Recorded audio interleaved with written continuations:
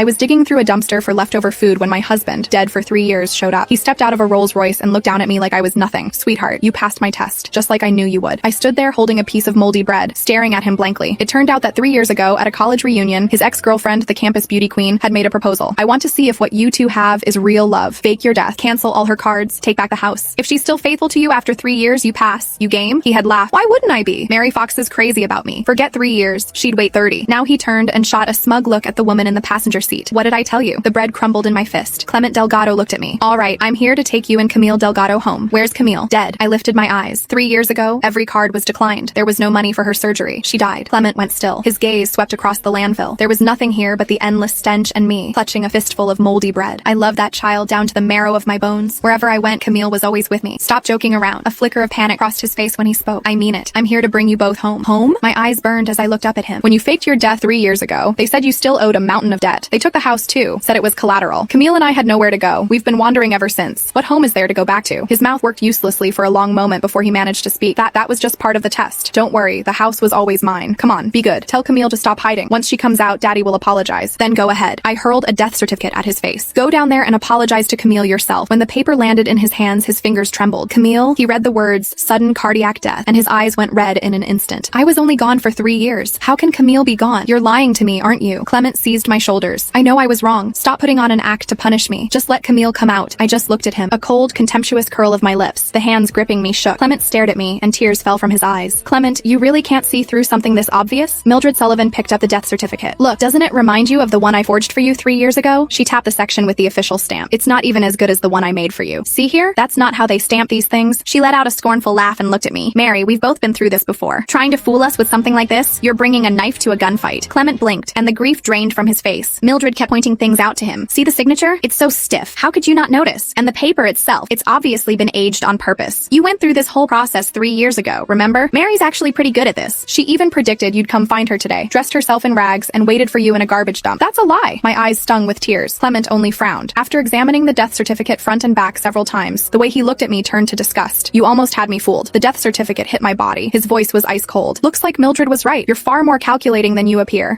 By the end of today, bring Camille home. She's only 6. She doesn't need to learn bad habits from a mother like you. He turned to leave. I scrambled to my feet, desperate to stop him, but Mildred stepped between us. Mary, her voice dropped to a whisper, only the two of us could hear. I know Camille's been dead for a long time. I stared at her in disbelief. Want to know why Clement doesn't? She laughed softly. Because I made sure every piece of news about Camille never reached him.